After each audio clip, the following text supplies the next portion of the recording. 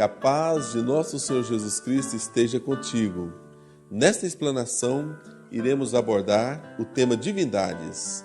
A história da humanidade está tão intimamente ligada a este tema que o maior ateu que o mundo já conheceu e, ao mesmo tempo, uma das mentes mais brilhantes, disse o seguinte: se não existisse Deus, seria necessário inventá-lo. Voltaire. É lógico que, na mente de Voltaire, Deus existia apenas na imaginação humana, mas a afirmação dele que há uma necessidade absoluta de adorarmos alguém superior é uma prova inequívoca que estamos em uma esfera abaixo da esfera divina. Nunca existiu algum povo em algum lugar que não deixou nenhum tipo de legado religioso. Na verdade, a religião é sempre a base para todo tipo de ciência e toda a área da vida em geral. É pela arquitetura dos templos que se data a civilização estudada. É pelos rituais religiosos que se mede a ética cultural. A falta do divino é o caos.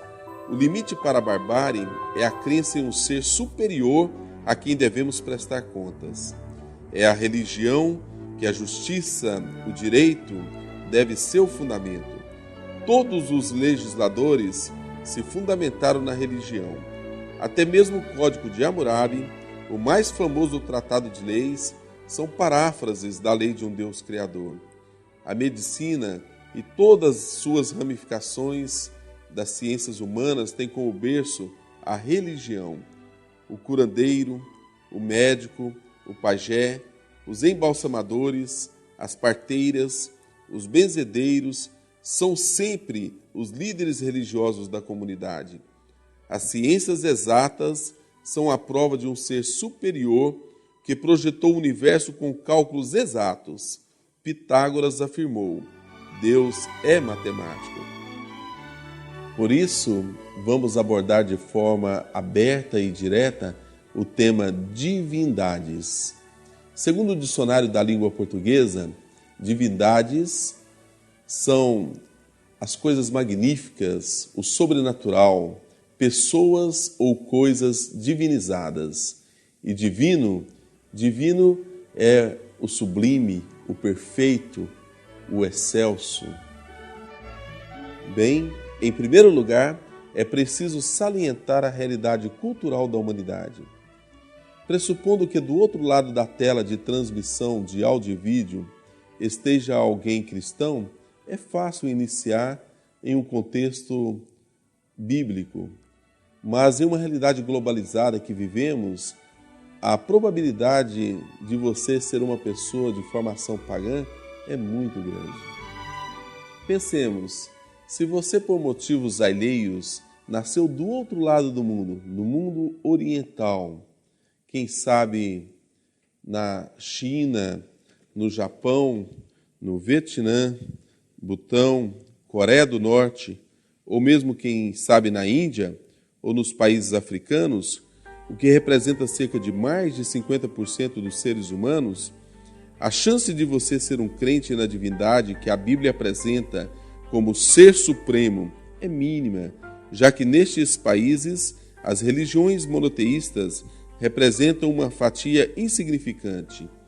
A título de informação, o planeta conta hoje com mais de 6 bilhões de habitantes.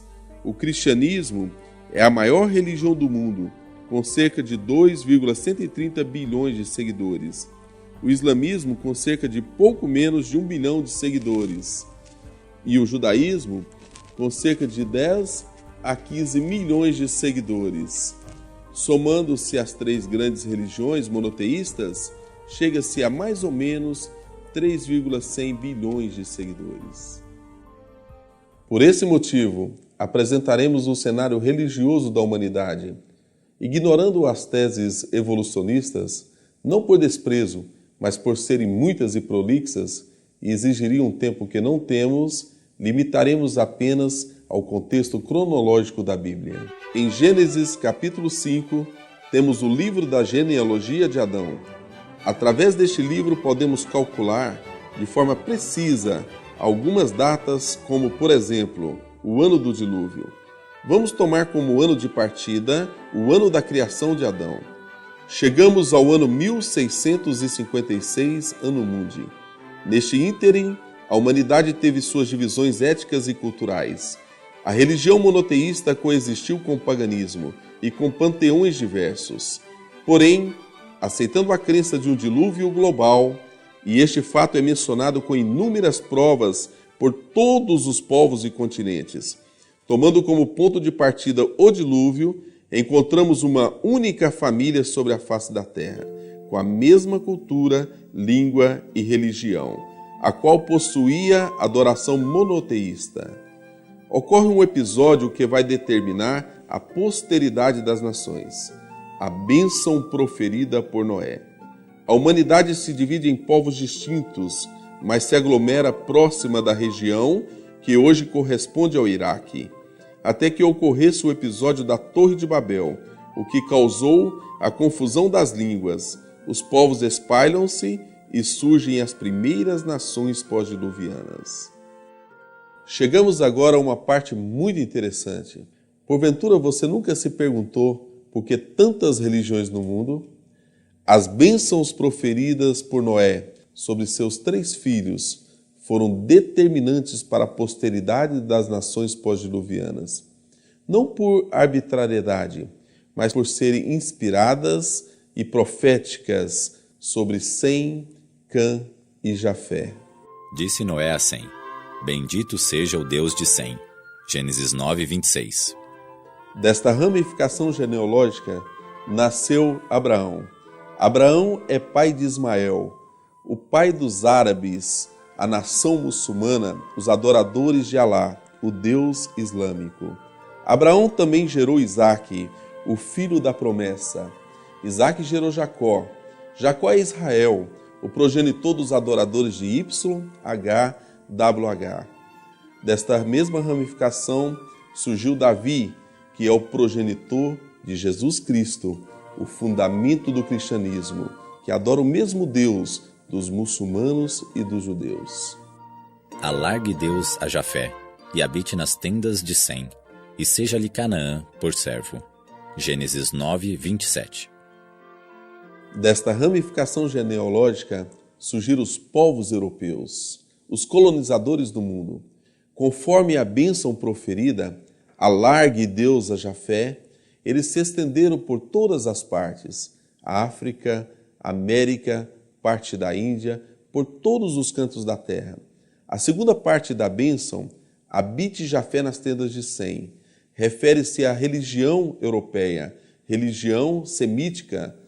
A Europa adora o mesmo Deus dos islamitas, dos judeus, dos cristãos. E disse: Maldito seja Canaã, servo dos servos seja aos seus irmãos. Gênesis 9, 25. Já desta ramificação genealógica surgiram os povos pagãos. Uma vez debaixo da maldição, não buscou reverter o caso. Não houve arrependimento por parte de Cã. E a partir daí, a maldição começou a vigorar. Canaã gerou Misraim, que foi o fundador do Egito, com toda a crença pagã. Cã gerou Cush, o progenitor de Nirod, o fundador do Império dos Caldeus, Babel, Babilônia. Cush ainda povoou boa parte da África, e seus descendentes fundaram a Síria, e deles surgiram os filisteus. Cã gerou Canaã, que povoou desde Sidom até Sodoma e Gomorra. De Cã surgiram todos os adoradores de deuses, o paganismo. Considerando apenas a Bíblia, a primeira referência que aparece a palavra divindade é em Gênesis, capítulo 1, versículo 1. No princípio, criou Deus os céus e a terra. Gênesis 1, 1. O livro de Gênesis é o primeiro livro da Bíblia e tem a sua autoria atribuída a Moisés. Neste primeiro livro, no primeiro capítulo, no primeiro versículo, Moisés emprega a palavra Elohim e nós traduzimos por Deus. Elohim é plural de Elohá e significa divindade. Voltando à palavra Deus, é originada da palavra Zeus, da mitologia pagã grega, e significa o Deus maior da Grécia, o Ser Supremo. No período do Império Grego, a cultura grega se tornou predominante, sua língua, seus costumes e tudo que provinha da Grécia. Somente relembrando, no ano 168 a.C., Roma dominou a Grécia, tornando-se o maior império jamais visto. Mas a cultura grega nunca foi dominada por nenhuma cultura. O apóstolo Paulo afirmou: Mas a nossa capacidade vem de Deus, o qual nos fez também capazes de ser ministros de um novo testamento, não da letra, mas do Espírito, porque a letra mata e o Espírito vivifica. 2 Coríntios 3, 5 e 6. O espírito da coisa é: Deus significa poder, força, governo, e o Deus bíblico é um governo com mais de um indivíduo. Por isso que no hebraico a palavra está no plural, e todos os verbos da frase concordam com o sujeito principal em gênero. Exemplo, Gênesis capítulo 1, versículo 26. E disse Deus: Façamos o homem à nossa imagem, conforme a nossa semelhança, e domine sobre os peixes do mar, e sobre as aves dos céus, e sobre o gado, e sobre toda a terra, e sobre todo o réptil que se move sobre a terra. Gênesis 1, 26. Há uma regra teológica que não se pode defender uma doutrina com base em apenas uma passagem bíblica. 2 ou 3 testemunhas é a regra. Por isso iremos apresentar algumas passagens bíblicas concordando com o assunto que estamos falando. De Gênesis capítulo 1, versículo 1, até o versículo 3 do capítulo 2, temos 30 vezes o emprego da palavra Elohim. Repare que a raiz da palavra Elohim é eu. Eu é uma palavra comum para os povos semíticos. Para os hebreus, um deus particular, mas para os cananeus, o pai de seus deuses, o deus maior do panteão. Para os filólogos, um termo genérico para designar divindades. Na Bíblia, sempre que aparece a palavra eu, está formando uma expressão, ou seja, é seguida por adjetivos. No livro de Gênesis, capítulo 33, versículo 20, encontramos a expressão em hebraico El Tebetel, que significa Deus, o Deus de Israel. Em Gênesis 21, 33, encontramos a expressão hebraica El Olam, que significa Deus eterno. Em Gênesis 14, 18 a 20, a expressão hebraica é El Elyon, que significa Deus Altíssimo. Já em Gênesis 16, 13 a 14, encontramos a expressão hebraica El Roi, que significa Deus que vê, vidente. E em Gênesis 17:1, a expressão hebraica El Shaddai, que significa Deus Todo-Poderoso. Estes adjetivos que são abundantes na palavra de Deus apresentam traços do caráter do nosso Senhor. Deus é Criador, Deus é mantenedor, o nosso Deus é Redentor. Deus é amor, Deus é paz, Deus é união. Na verdade, o nosso Deus tem tudo aquilo que nós precisamos. Os atributos de Deus são manifestos na obra de sua criação. O que a ciência evolutiva chama de evolução, o criacionismo chama de cuidados de um Deus mantenedor. Até mesmo as mutações genéticas são adaptações necessárias para proteger a criação, fruto de um Deus de amor. A velha regra evolutiva, a necessidade forma o órgão e o desuso o elimina, é na verdade uma prova de uma mente superior que coordena um universo inteligente, que jamais pode ser fruto de um acaso. Os cálculos matemáticos do sistema solar, as leis da física, a química equilibrada, tudo isto mostra que existe um ser superior que está coordenando com um amor imensurável a sua obra criada. Deus te ama. Tuas obras te coroam como uma luz de esplendor. Astros, anjos, céus entoam hino eterno a ti, Senhor. Campos, matas, vales, montes, verde outeiro e verde.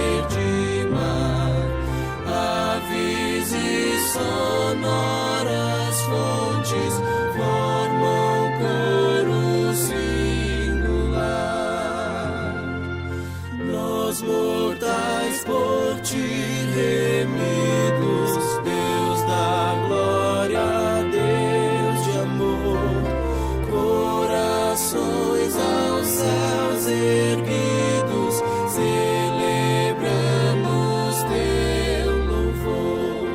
Revelaste amor profundo, insondável, sem igual, enviando Cristo ao mundo a vencer por nós o mal. Aprendemos nesta aula que o nosso Deus é o governo universal, com mais de um indivíduo. Quem são estes indivíduos? Convido você a descobrir juntamente comigo na próxima aula. Que Deus te abençoe.